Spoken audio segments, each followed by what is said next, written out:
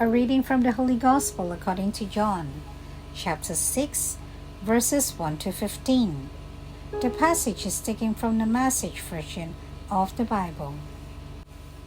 After this, Jesus went across the Sea of Galilee. Some call it Tiberias.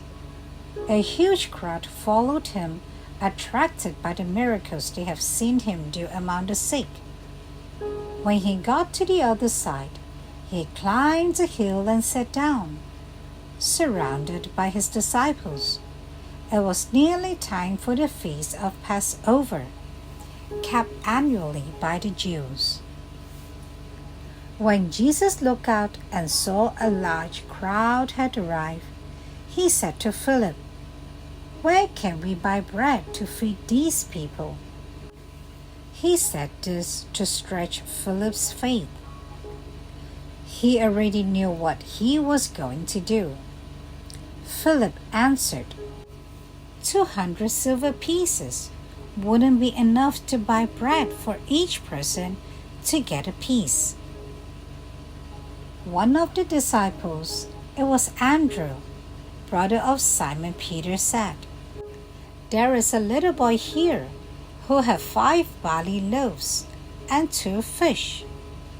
But that's a drop in the bucket for a crowd like this." Jesus said, "Make the people sit down."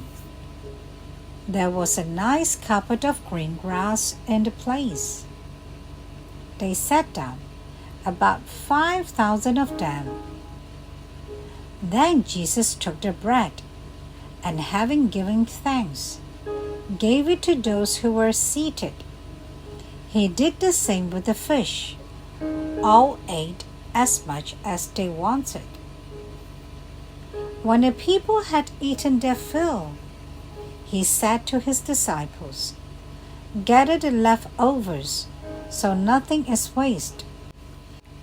They went to work and filled 12 large baskets with leftovers from the 5 barley loaves. The people realized that God was at work among them in what Jesus had just done. They said, "This is the prophet for sure, God's prophet right here in Galilee." Jesus saw that in their enthusiasm. They were about to grab him and make him king. So he slipped off and went back up the mountain to be by himself. The Gospel of the Lord. Let us now listen to a short reflection on the Holy Gospel according to St. John, chapter 6, verses 1 to 15. Your offering is never too late. While describing the scene of Jesus feeding the multitude, John presents the contrasting characters of Andrew and Philip. Philip believed that the situation was hopeless, nothing could be done.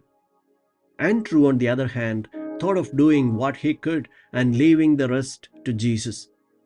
Thus, he brings the young boy to Jesus and makes the background work for the miracle to happen. We never know what possibilities we are releasing when we bring someone to Jesus. The boy in the scene had nothing much to offer, but in what he had, Jesus found the materials for a miracle. The boy's willingness to provide and not withhold his loaves and fish is the role of the ideal disciple. When one lays oneself at the altar of his or her service, there is no limit to what Christ can do with us and through us. Little is always much in Christ's hands. John is the only evangelist who notes that the one who has made available the little food he had was a child, and that this bread was made of barley. Barley was the food of the poor. The symbolic value of these details is obvious. In the Gospel, the child is the model disciple. Those who want to enter the kingdom of heaven must be like little children.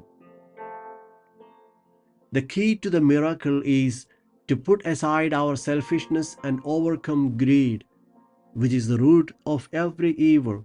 We read that in the first letter of St. Paul to Timothy, chapter 6, verse 10. When we make all that we have available to our brothers and sisters without reservations, the miracles happen. All are fed to the full and even have leftovers.